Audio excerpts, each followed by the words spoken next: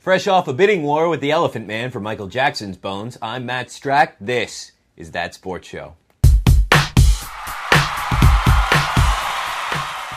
So last night the team was happily parked at their workstations, really burning the midnight oil in an effort to get you a show on the best sports cameos in movies, when we came across this video. I'm Arnold Schwarzenegger. And I'm John Milius, the Great. And if you believe that, he also believed there are Richard Simmons Jr.'s running around. Ladies and gentlemen, the governor of the great state of California. He and the director of one of the best roided-out feature films ever made, Conan the Barbarian, have come together sublimely for one of the best director's commentary tracks ever made. Watch that whole video on YouTube when you get a chance. You won't be disappointed. But we also came across this story on ESPN. Xavier's Jordan Crawford dunked on LeBron James. Now, this happened at the LeBron James Skills Academy. It happened this week in Akron. You won't find video on YouTube. You won't see it here on this program because reportedly all of the cameras and the tapes that were rolling on the incident were confiscated by a Nike representative. So, the sports merchandise and marketing behemoth that is Nike Athletics has recently come under fire for confiscating videotape of a college sophomore dunking on one of its sponsored superstars. Big deal, right? The company's only acting to protect its legitimate interest in maintaining LeBron's invincible status. Nike spent literally millions of dollars reminding us that Bron is a once-in-a-generation talent, so why would it allow video that was sure to become a YouTube sensation leak out and deflate that notion, even minimally, when it can just demand videotape of journalists present at a company-sponsored event? Well, it'd be fine, except that when Nike subpoenaed those tapes as if they were the Zapruder film, it turned momentary embarrassment for LeBron into a story for the board sports media to discuss ad nauseum. If the shoe giant's thugs hadn't hit the eject button on journalist cameras, Jordan Crawford's dunk on the best player in basketball would have been a SportsCenter highlight that fans forgot about. Now it's turned into a talking point for Skip Bayless to complain about for at least a week and a half. And this isn't the first time that the lumbering giant of a shoe company has committed a faux pas.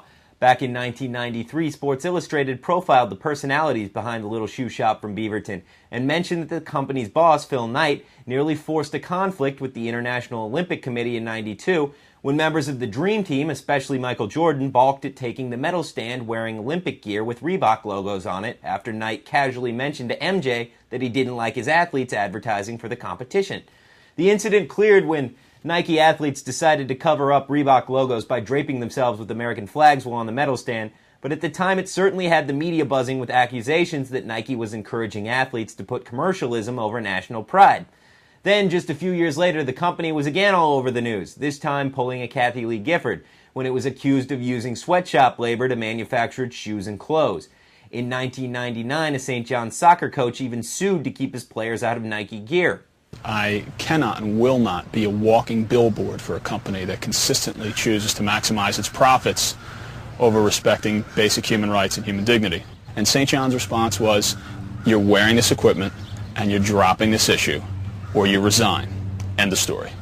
Though St. John says it never issued that ultimatum, Keedy resigned, ending his coaching career and starting his crusade.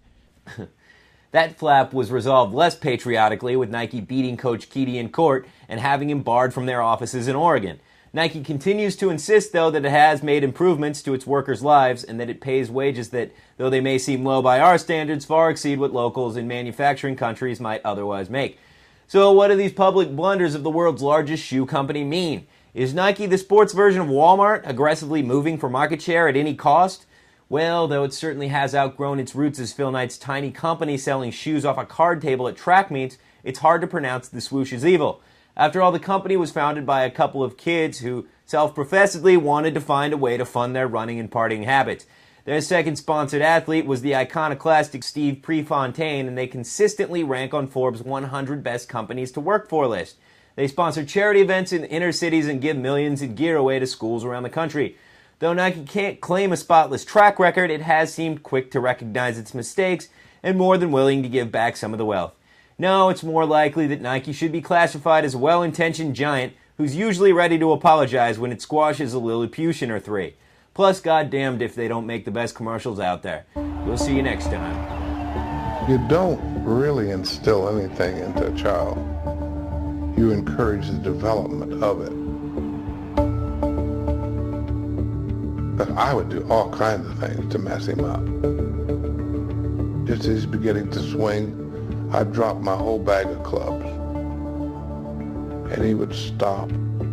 They would look at me and grit his teeth.